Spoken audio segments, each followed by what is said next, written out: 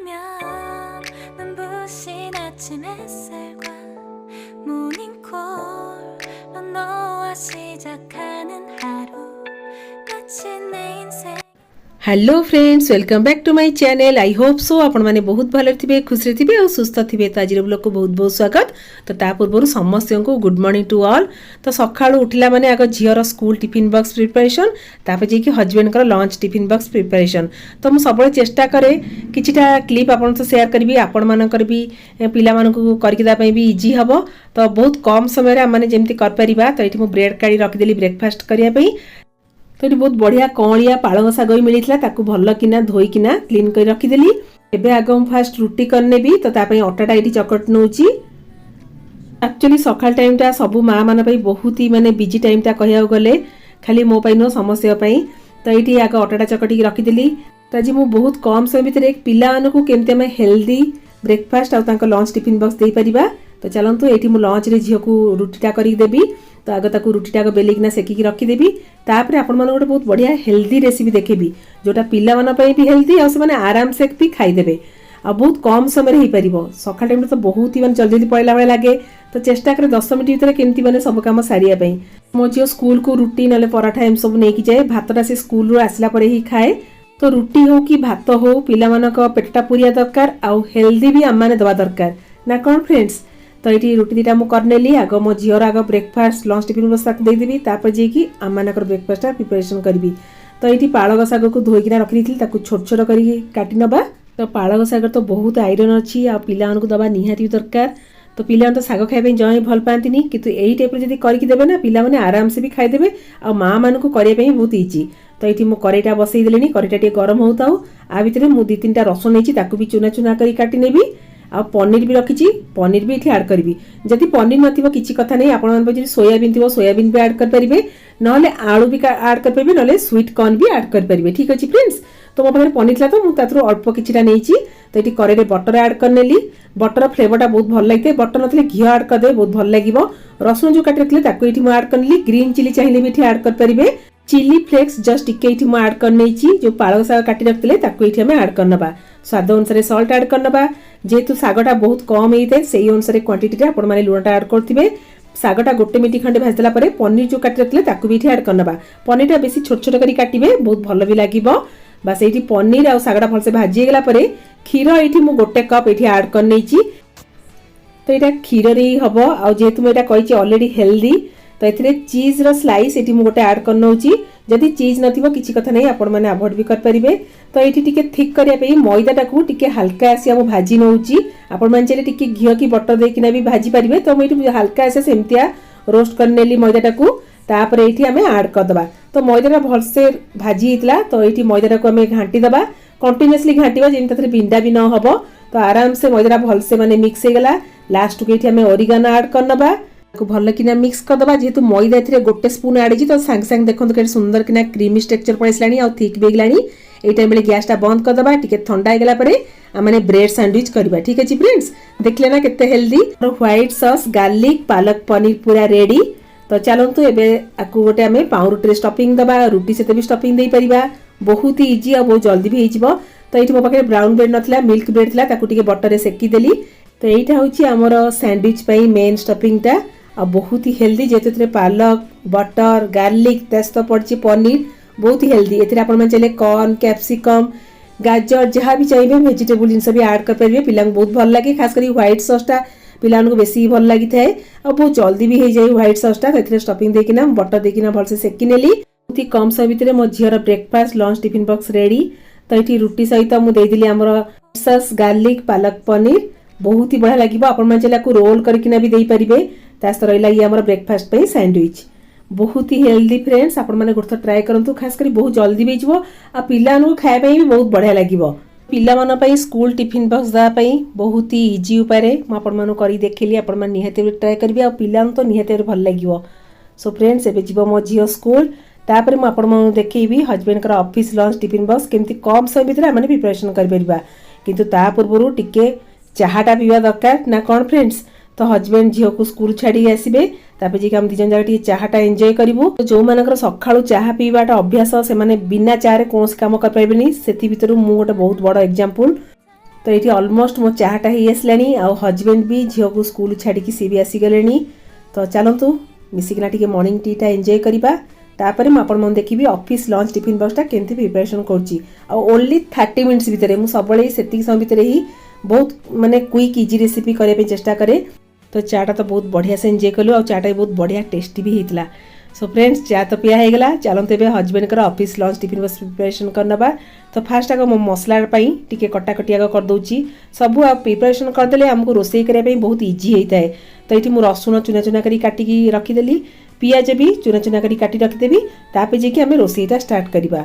तो भात डाली तरकारी कला टाइमटा टी हेनी अलरेडी 5 मिनट भी लेट हो गलानी। तो बहुत ही कम समय भितर ये मुझे कर देखी ओनियन गार्लिक जीरा राइस बहुत ही इजी। तो ये छोट चामच 3 स्पून घी ऐड करनेली गोटा जीरा हाफ स्पून ऐड करची 3 ରୁ 4टा रसुण चुना चुना कर काटी रखी ताकू भी ये ऐड करनेली रसुण टाक 1 मिनट खंडे हल्का से भाजला 2टा पियाज काटी रखी ताकू भी ये ऐड करनबा।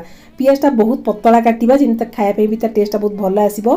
पियाजटा को भल कि ब्राउन हैला परे तापर ये आम जो नॉर्मल राइस टाकू आधा घंटा आगुआ पानी रे सोक कर रखी ताकू ये ऐड करनेली। तो आपण मन चले इथरे बिरयानी राइस भी ऐड कर परिबे। तो 1 मिनट खंडे तो हल्का से भाजदेला ये मुझे पानी ऐड करदेवी। तो जी चाउल ने डबल पानी देवे। तो 1 कप चाउल 2 कप पानी ठीक अच्छे फ्रेंड्स। तो आम मेन जिनस हूँ स्वाद अनुसार सल्ट ठीक अच्छे।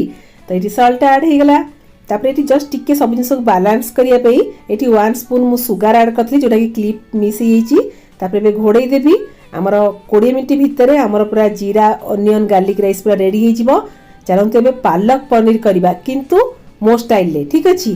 तो ये अदा रसुण को छेचिकिना आर गोटे फाइन पेस्ट करनबा। आपण मैंने भावुथे पालक पनीर तो सेमती पाल को सीझेकिना पेस्ट करकिना करिया पड़िबो किंतु फ्रेंड्स टाइम टोटाली भी नहीं अल्प समय भितर माने केमती पालक पनीर कर परिबा। तो ये पालक शाग तो अलरेडी मुझे धोईकी रखी देइथिली ते जो फ्रेश माने पालक शागटा मते मिलीथिला तो झील को भी पालक शाग देली। तो भाविली आज पालक पनीर करदेवी हजबैंड भी टिफिन नहीं जिबे आउ आम माने भी घरे खाइबू पूरा डिफरेंट ठीक अच्छे फ्रेंड्स। पनीर को ये छोट छोट कर काटनेली करेटा गरम है रिफाइन ऑयल ऐड करनेली हल्दी powder Kashmir chilli powder add करने जो पनीर को काटी रखते ताकू हल्का आसिया भाजवा ठीक अच्छे 2 ରୁ 3 मिनट भितर ही भाजवा। बेसी भाजले पनीरटा कौन हुए बेसी हार्ड हो जाए। तो पनीरटा हल्का आसिया भाजी गलानी एबे गोटे जगह को मु काढ़ी नेबी। तो आमर पनीर भजा भी होगला जेहेतु आम ओडिशार लोक ओडिया लोक आलू तो निहाती दरकार आ जो मैंने आलू न खाऊे से स्किप करदे। तो ये आलू को भी बहुत छोट छोट साइज काटी जो साइज पनीर कटाई से साइज मैंने आलूटा भी काटे। तो ये आलूटा को भलसे भाजी नवा जमी भाजिला भितर आमर 70% आलूटा भलसे सीझी हो। तो ये आलूटा भाजापी टिके टाइम लगे आ भितर मुझे गोटे कड़ई बसईकिना मस्टर्ड ऑयल ऐड करनेली तेलटा भलसे गरम होला 2टा मीडियम साइज पियाज चुना चुना कर काटी रखी ताकू भी ऐड करनबा। तो पियाजटा टिके भलसे ब्राउन होता ता भितर ये गोटे टमाटो चुना चुना कर काटी नेबी। फ्रेंड्स आपण मानक पूरा अलग लगुव पालक पनीर प्राय टाइम खाई पालक प्यूरी करना पनीरटा ऐड होना एक्चुअली पालक पनीर हुए कि पूरा डिफरेंट और बहुत जल्दी भी हो। तो ये अदा रसुण पेस्ट 1 स्पून ऐड करनेली मसलाटा को भल ही कसदबा जिनता र स्मेल जो जाई नहीं। तो मसलाटा भलसे कषिला जो टमाटो काटी रखी ये आम ऐड करनबा। तो टमाटो को 1 मिनट खंडे हल्का से भाजी नबा। तो ये टमाटो भलसे भाजीगला जो मसला बटर पानी जस्ट टिके रखी से 1-2 चामच खंडे ये ऐड करनेली। तो यह द्वारा टमाटो मसला गुड़ा भलसे सीझी भी जीवो। तो ये आमर बेसिक मसला ऐड करनबा काश्मीर चिली पाउडर धनिया पाउडर किचन किंग मसला ये ऐड करची आ जीरा पाउडर सबुतरु छोट चामच रे हाफ स्पून ये ऐड करची। सो फ्रेंड्स ये हल्दी पाउडर भी जस्ट टिके ऐड करदेवे आ स्वाद अनुसार सल्ट ऐड करनेली। बास ए मसलाटा को भलसे कषि नबा। तो मसलाटा भलसे कषिला जो आलू को भाजी रखते ये आम ऐड करनबा। तो ये आलू को मसला तो बहुत बढ़िया से कषि नबा आ चेक भी करनबा आलूटा आमर केते सीझी आलू पूरा एकदम परफेक्ट सीझी। यही टाइम बेले आम जो पालक शाग काटी रखते ये आम ऐड करनबा कहीं पालक शागटा सीझापी बहुत कम समय लगता है। तो ता पूर्व आमर आलूटा एकदम परफेक्ट सीझा दरकार। तो भाजिला ही अलमोस्ट मुझे 70% खंडे आमर आलूटा पूरा सीझी होता बेस समय लगे सीझापी जेहेतु आलूटा आमर छोट छोट साइज भी कटाई। तो ये पालक शाग टे 1 मिनट खंडे भाज देकी घोड़े घोड़े कौन मसला तो बहुत बढ़िया से मैंने जली खाया बहुत भल भी लगे। लास्ट के जो पनीर को भाजी रखते ये आम ऐड करनबा। तो ये पालक आलू आ पनीर आपण माने जदि पनीर थिबा ऐड करिवे जदि आलू थिबा भी ऐड करिवे दीटारू गोटे जिंस हेले भी चलिबो आ पालक साग बदले मेथी साग भी एई टाइप रो आपण माने करिकिना भी खाई परिबे। तो एठी गरम पानी बसैतिली गरम पानी एठी ऐड करली जे कोनसे आपण माने तरकाटा करथिबे सेते यदि गरम पानी ऐड करिवे ना त टेस्टटा बहुत भल लागते आ बहुत जल्दी भी हो जाए पानीटा फुटे पे टाइम लगते एठी डायरेक्ट गरम पानीटा ऐड कले हमर आराम से भी हो जाए।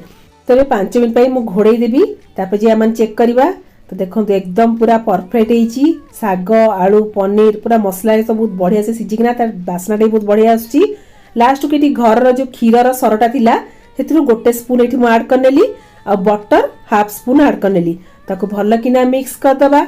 तो एठी हमर मेन जिंस होची गरम मसलाटा हाफ स्पून ऐड करनेली जोटा कि जो पालक पनीर आलू जहाँ भी आपण माने कहतु ता टेस्ट एते बढ़ई दबा कहि हेबनी। आपण माने चले टिके लेंबू रस नले आमचूर पाउडर लास्ट को ऐड कर परिबे ठीक अछि।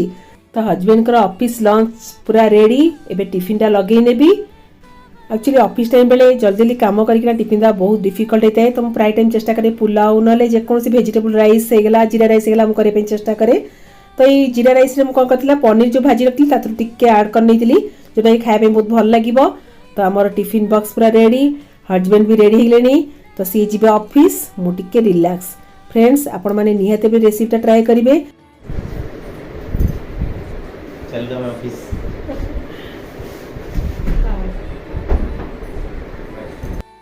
सो फ्रेंड्स आपण देखिले ना मात्र 10 मिनिट्स भितरे स्कूल टिफिन बॉक्स रेडी आ 30 मिनिट्स भितरे ऑफिस लंच टिफिन बॉक्स भी रेडी। तो आपण माने निहाते बे ट्राई करिवे आ केमती लागला मते कमेंट सेक्शन में जणबे ठीक अछि। मते बहुत ही खुशी लागिवो सेति पर्यंत मु रहिली tata bye bye love you all bye bye.